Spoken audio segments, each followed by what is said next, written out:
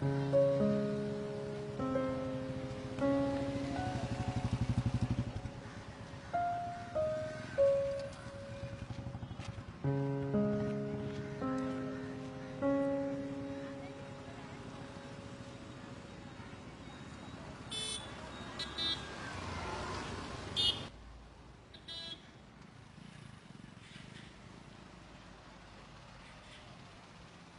Evening ma'am.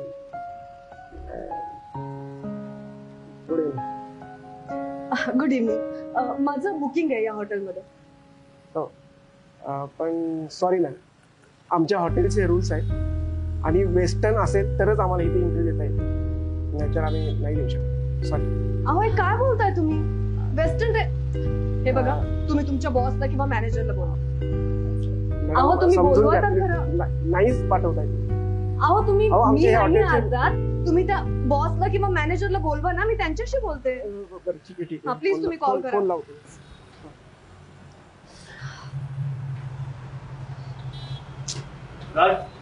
काय गोंधळ?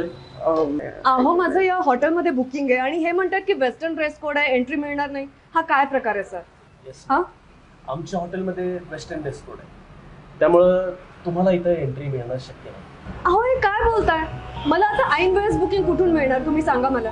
हे बघा, आणि तो तुमचा प्रॉब्लेम आहे. आमच्या हॉटेलचे रूल्स आहेत आणि ते आम्ही फॉलो करतो स्ट्रिक्टली. हे बघा, मी खूप लांबून ट्रॅव्हल करून आले, ठीक आहे. एका वेडिंग मधून मी डायरेक्ट इथे आले, सो मला चेंज करायला वेळ नाही मिळाला.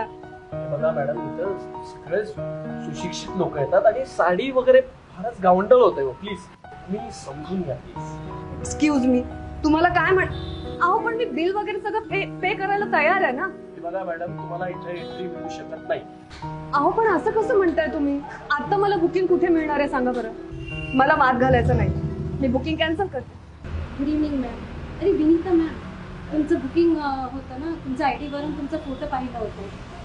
प्लीज या ना.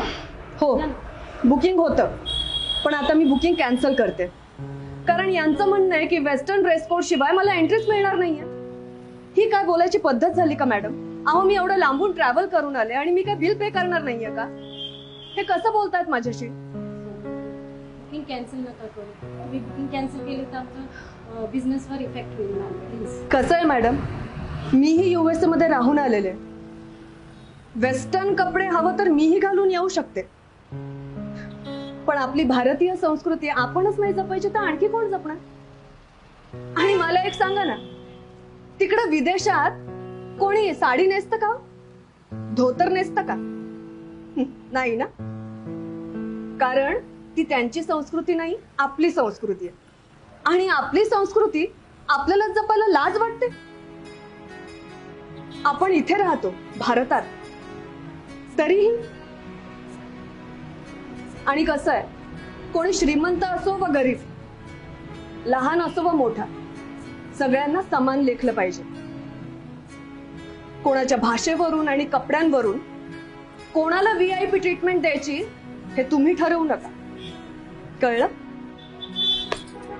धन्यवाद.